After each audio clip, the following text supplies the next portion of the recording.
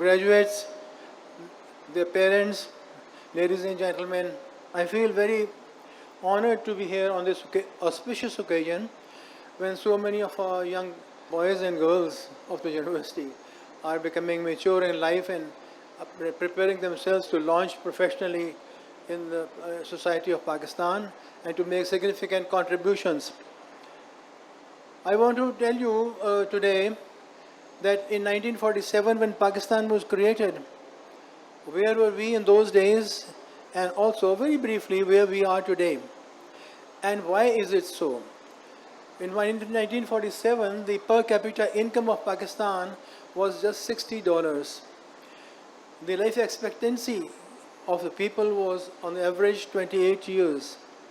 The literacy rate was also below 30% and the total power generation capacity of Pakistan in 1947-48 was 50 megawatts. I think there are very few of you who realize this, that in those days, up to 1950-51, electricity to Lahore used to come across the border from Amritsar, and it used to be DC electricity. And then, because of some friction between the two countries, this power was cut off, and our own generation of AC electricity began, and the power generation company of Pakistan then installed rectifiers in our ceiling fans so that they can run on AC. So this was the state of affairs. As far as defense of country is concerned, we didn't even have an armament factory. And the first one we had was in 1951, which was just producing light hand weapons and bullets for the 303 rifles. And today, I'm proud to say that Pakistan is a nuclear state, the first nuclear state in the Muslim world and the seventh in the world. We are a country which makes its own fighter aircraft, battlefield tanks, and missiles, both short range and long range. And above all, we make our tactical weapons also, which are really the front line of technology. How and why has it happened? Well, if you look into the reason, it stands out very apparently, especially at this forum. The reason is that Pakistan is gifted by nature, by Allah Ta'ala, with a very, very intelligent human resource. Fertility of the brain, human brain, comes from the education that you get from these institutions like the present university you are standing in. And when this manpower, which is so intelligent, gets educated, it becomes really a powerful human resource. That Pakistan is a Muslim state. And you are all very fortunate to be born here and to be serving here. And if you are serving a Muslim state, it is a very, very noble profession, and you get rewarded by Allah Ta'ala for it. So this is the motivation that comes from our religion, from our beliefs, from our faith. That to serve Pakistan is like ibadat. And when Pakistan, the human resource we have, when it was confronted by different challenges during our history, the country stood up to these challenges. When India exploded the atomic bomb in 1974, Pakistan already had lost half of the country, and with this atomic power across the border, Pakistan was really being bullied by India. And at that time, Pakistan decided to make its own nuclear weapons and to establish the balance of power on the subcontinent.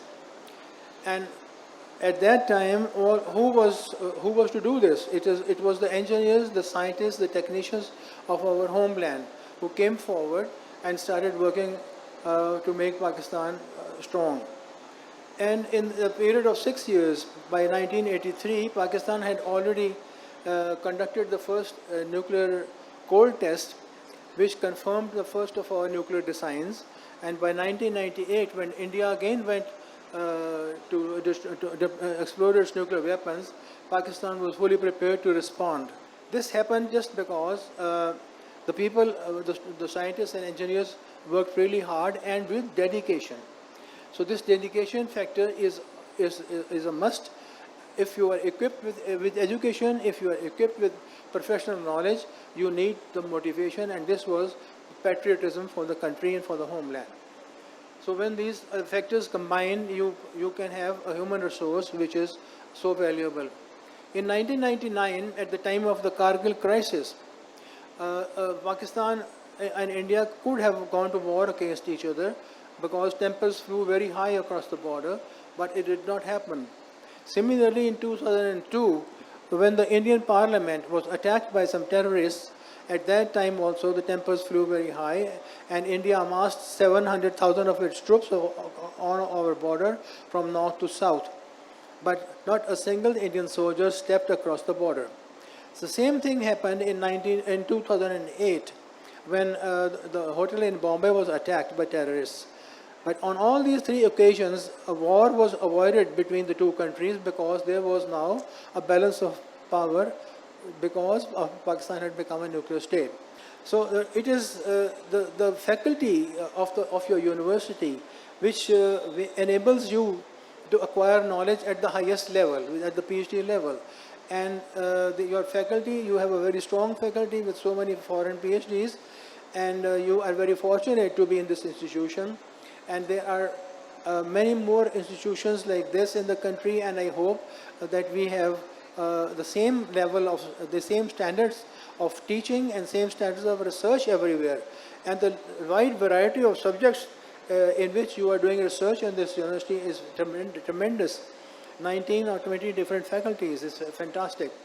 So we are fortunate that our universities have also grown, have developed, and that people who are doing PhDs abroad are coming back to Pakistan to serve these universities and to serve other institutions in the country so that we can take this country forward.